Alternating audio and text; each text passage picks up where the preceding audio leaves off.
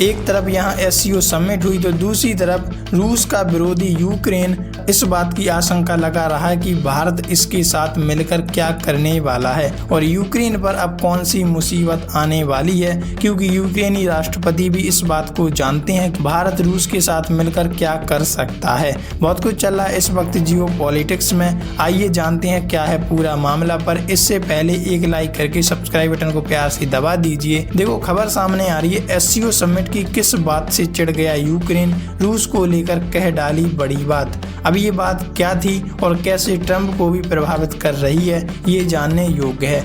Ukraine के विदेश मंत्रालय ने तियानजिन में हुई संघाई सहयोग संगठन मतलब एससीओ की बैठक के परिणामों को ध्यान में रखते हुए कहा कि इस सम्मेलन के मुख्य दस्तावेज 20 पेज के तियानजिन घोषणा पत्र में रूस के यूक्रेन पर युद्ध का जिक्र न होना बहुत ही आश्चर्यजनक नकारात्मक संकेत है। मतलब जेलेंस्की ने ये बात कही कि एससीओ समिट में इतने सारे देश आए थे लेकिन किसी भी लीडर द्वारा या घोषणा पत्र में ये नहीं कहा गया कि इस समय जो दुनिया भर में एक मुद्दा बना हुआ है वो है रूस यूक्रेन युद्ध और रूस को इस समय ये युद्ध रोकना चाहिए क्योंकि इससे कई परिवारों का घर उजड़ गया है और आने वाले समय में यूक्रेन को और नुकसान पहुंच सकता है और किसी भी तरह की बात नहीं कही गई। देखो यूक्रेन ने कहा कि यह यूरोप में हुई सबसे बड़ी आक्रामकता है जो सेकंड वर्ल्ड वॉर के बाद सबसे गंभीर मानी जाती है और इतने महत्वपूर्ण दस्तावेजों में इसका उल्लेख तक नहीं है। ये काफी हैरान कर देने वाला है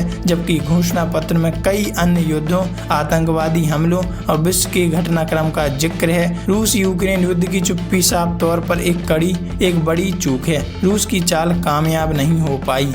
यूक्रेन का कहना है कि बिना रूस की आक्रामकता का न्याय संगत अंत किए हम वैश्विक विकास, अंतर्राष्ट्रीय शांति, सुरक्षा, संयुक्त राष्ट्र चार्टर के सिद्धांतों का पालन और विश्व के विभिन्न क्षेत्रों के बीच व्यापारिक संबंधों के स्थिर विकास की बात नहीं कर सकते।